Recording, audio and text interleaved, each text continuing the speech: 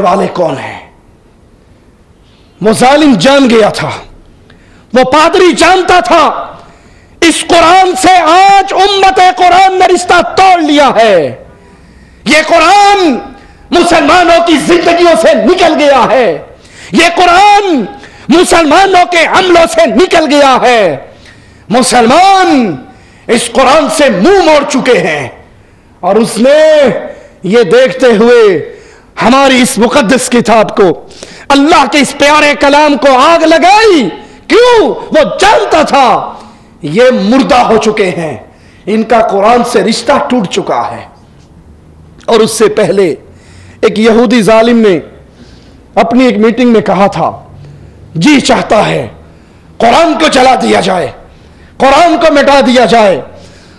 اس کا ایک کارندہ دوڑا، قرآن شریف کا ایک نسخہ لے کر آیا، اور وہ نسخہ اس یہودی کے سامنے رکھ کے اس نے جلا دیا۔ تو وہ کہنے لگا تو پاگل ہے، تو جاہل ہے، قرآن کو کتابی صورت میں نہیں جلانا، مسلمان کے سینے سے جلانا ہے، مسلمان کے سینے سے مٹانا ہے۔ اے قرآن کی توہین کرنے والوں، اے قرآن کی توہین کرنے والوں، آؤ تمہیں میں اللہ کے قرآن سے تمہاری ہلاکت اور بربادی کی وعید سناتا ہوں۔ مالک فرماتا ہے وَإِذَا رَدْنَا أَن نَّهْلِكَ قَرْيَةً أَمَرْنَا مُتْرَفِيهَا فَفَسَقُوا فِيهَا فَحَقَّ عَلَيْهَا الْقَوْلُ فَدَمَّرْنَاهَا تَدْمِيرًا۔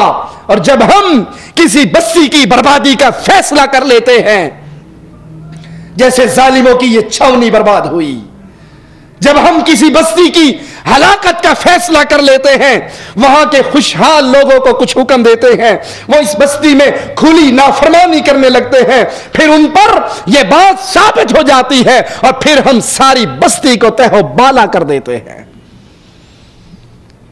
سمندروں کا رب اللہ ہے، زمینوں کا رب اللہ ہے، آسمانوں کا رب اللہ ہے، اور جب کوئی ظالم رب کو چیلنج کرتا ہے پھر رب اس سے انتقام لیتا ہے۔ وَتِلْكَ الْقُرَىٰ أَهْلَكْنَاهُمْ لَمَّا ظَلَمُوا وَجَعَلْنَا لِمَهْلِكِهِمْ مَوْعِدًا۔ اور ہم نے، یہ ہیں وہ بستیاں جنہیں ہم نے ان کے ظلم کی بنا پہ غارت کر دیا، برباد کر دیا، اور ان کی تباہی بھی ہم نے اس کے لیے بھی ایک میعاد مقرر کر رکھی تھی۔ آج اس پادری کو کیسے جرت ہوئی اللہ کی کتاب کی یہ توہین کرنے کی؟ کیسے جرت ہوئی؟ وہ پادری سمجھ چکا ہے مسلمانوں کے دل سے رب کے کلام کی محبت نکل چکی ہے۔ کہاں ہے وہ قلم؟ کیوں خاموش ہے وہ قلم؟ کیوں رکے ہوئے ہیں وہ زبانیں؟ کیوں گنگ ہے جو مسلمانوں کے اپنے دفاع کرنے پر بھی انہیں دہشت گرد کے لیبل سے پکارتی ہیں؟ رب کے کلام کو جلانے والے کو بھی کوئی دہشت گرد کہے گا؟ جس نے کائنات کی سب سے بڑی دہشت گردی کرتے ہوئے عرش والے کی کتاب کو جلایا ہے۔ لوگوں، اپنے دل میں اللہ کے کلام کی محبت کو پیدا کرو، لوگوں اپنے دل میں رب کے کلام کی محبت کو پیدا کرو، ایمان کی چنگاری کو آگ بناؤ۔ افسوس یہ چنگاری اس راکھ میں بجھ چکی ہے۔ جس دن یہ قرآن جلایا جا رہا تھا، مسلمان کرکٹ میچ میں مگن تھے، ان کو فکر نہ تھی، ان کو فکر تھی تو یہ کوارٹر فائنل جیتنے کے بعد سیمی فائنل کس سے کھیلنا ہے۔ ان کے قرآن کو جلایا جا رہا ہے، قرآن کی توہین ہو رہی ہے، قرآن کی بے عزتی ہو رہی ہے۔ ان کے شہروں میں بڑی فل سائز کی سکرینیں لگ رہی ہیں۔ انڈیا پاکستان کا میچ ہے، تیسری جنگ عظیم ہے، ہم نے یہ میچ دیکھنا ہے، ہم نے سیمی فائنل جیتنا ہے۔ جس میچ کو دیکھنے کے لیے کتنے ہی وہ لوگ ہیں، میں ان کی بات نہیں کرتا جو نماز پڑھتے ہی نہیں ہیں، میں تو ان کی بات کرتا ہوں جو نماز پڑھتے ہیں۔ کتنے ہی لوگوں نے نمازیں چھوڑی ہوں گی، کتنے ہی لوگوں نے نمازیں چھوڑی ہوں گی۔ مغرب کی نماز کھیلنے والوں نے نہیں پڑھی، دیکھنے والوں نے کیسے پڑھی ہوگی؟ انا للہ و انا الیہ راجعون۔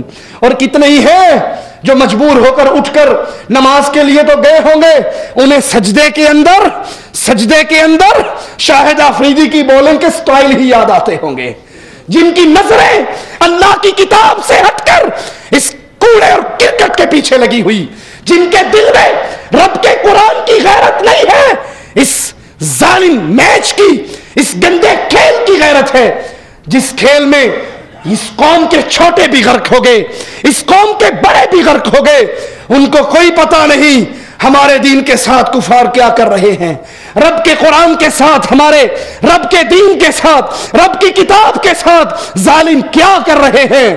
ان کے دل میں ٹینشن ہے تو یہ کہ ورلڈ کپ جیتنے کا یہ بڑا اچھا چانس ہے، پتہ نہیں قوم کو خوشخبری ملتی ہے، جاؤ جاؤ اس مردہ قوم کو پیغام دو، پادری نے تمہارے قرآن کو جلا دیا، تم کرکٹ میچ میں مگن رہے، تمہارے رب کے کلام کو جلا دیا، تم کرکٹ میچ میں مگن رہے، تمہارے اللہ کی کتاب کو دہشت گرد کتاب قرار دے کر جلا دیا، تمہارے ہاتھ میں بڑے بڑے بلے تو آئے، تمہارے بچے قرآن یاد کرنے کے لیے گھروں سے نہ نکلے۔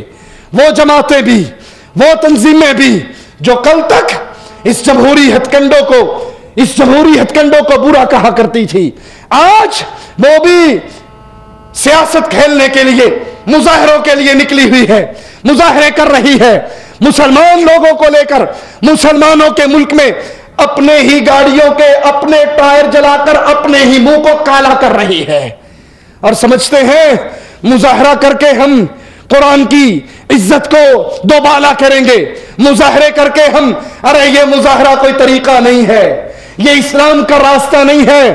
کوئی ہے جو پادری سے انتقام لینا چاہے، کوئی ہے جو قرآن کی توہین کرنے والوں سے انتقام لینا چاہے، میں راستہ بتاتا ہوں، میں طریقہ بتاتا ہوں۔ اگر پادری سے انتقام لینا ہے، قرآن کے دشمنوں سے انتقام لینا ہے، راستہ دے رہا ہوں، اور وہ راستہ یہ ہے، انہوں نے قرآن کی کتاب کو جلایا ہے، تم اپنے ہر بچے کے سینے کو قرآن کے نور سے منور کر دو، عہد کرو، اللہ نے بیٹے دیے، بیٹیاں دی ہیں، قرآن کے حافظ بنائیں گے، قرآن کے قاری بنائیں گے، قرآن کے دائی بنائیں گے، قرآن پہ چلنے والا بنائیں گے، قرآن کو پڑھنے والا بنائیں گے۔ یہ راستہ ہے انتقام کا، یہ راستہ ہے عزت کا، یہ راستہ ہے قرآن کی محبت کا۔ اپنے بچوں کو قرآن پر لگاؤ، قرآن پڑھاؤ، قرآن کی محبت کو دلوں میں پیدا کرو، بازاروں میں قرآن کو نافذ کرو، گھروں میں قرآن کو نافذ کرو، جسموں پہ قرآن کو نافذ کرو، عدالتوں میں قرآن کو نافذ کرو، اسمبلیوں میں قرآن کو نافذ کرو، اللہ کے لیے، اللہ کے لیے، اللہ کے لیے۔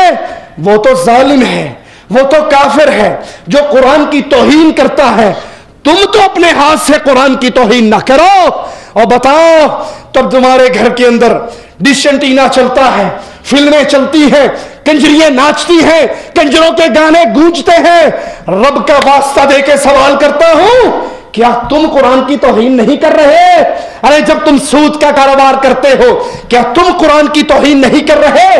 جب تمہارے بیٹے کی شادی پہ ڈھول بجتے ہیں، گانے بجتے ہیں، ناچ ہوتا ہے، مہندی کی رسم، ابتن کی رسم، جہیز کی رسم ہوتی ہے، کیا تم قرآن کی توہین نہیں کر رہے؟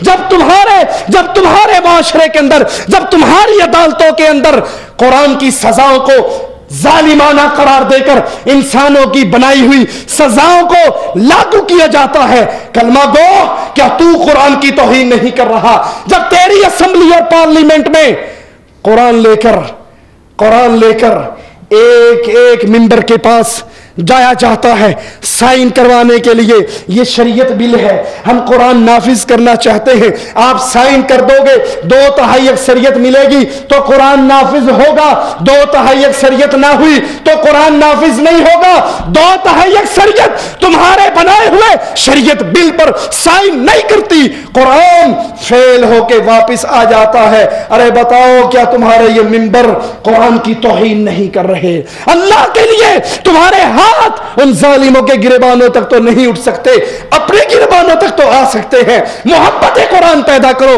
بچوں کو قرآن کا حافظ بنا کر، بچوں کو قرآن کا قاری بنا کر، تجارت قرآن کے مطابق، شادی قرآن کے مطابق، نکاح قرآن کے مطابق، معاملات قرآن کے مطابق، سیاست قرآن کے مطابق، عمل قرآن کے مطابق، قرآن کی چلتی پھرتی ہوئی تصویر بن جاؤ۔ کافر جو چاہے کر گزرے، ان سے کہو کتنے قرآن جلاؤ گے؟ ہر سینے میں قرآن ہے۔ کتنے قرآن پھاڑو گے؟ مومن کے ہر سینے میں قرآن ہے۔ اپنے سینوں کو گندی فلموں کے ڈائلاگ سے پاک کر کے، گانوں سے پاک کر کے، فلموں کی محبت سے پاک کر کے سورۃ یاسین کی محبت کو پیدا کرو، سورۃ رحمان کی محبت کو پیدا کرو۔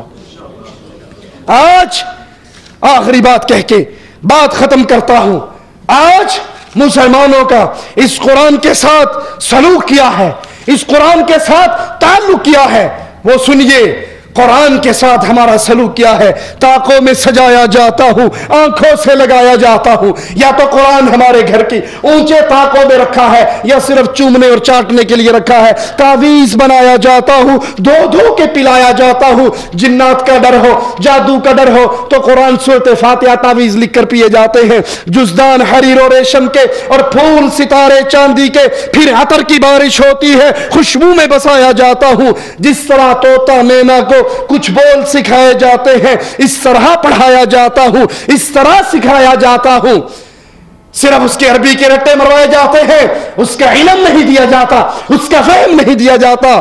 جب قول و قسم لینے کے لیے تکرار کی نوبت آتی ہے، پھر میری ضرورت پڑتی ہے، ہاتھوں پہ اٹھایا جاتا ہوں۔ دل سوچ سے خالی رہتے ہیں، آنکھیں ہیں کہ نم ہی نہیں ہوتی۔ کہنے کو میں ایک جلسے میں پڑھ پڑھ کے سنایا جاتا ہوں۔ نیکی پہ بدی کا غلبہ ہے، سچائی سے بڑھ کر دھوکہ ہے۔ ایک بار ہنسایا جاتا ہوں، 100 بار رلایا جاتا ہوں۔ یہ مجھ سے عقیدت کے دعوے، قانون پہ راضی غیروں کے۔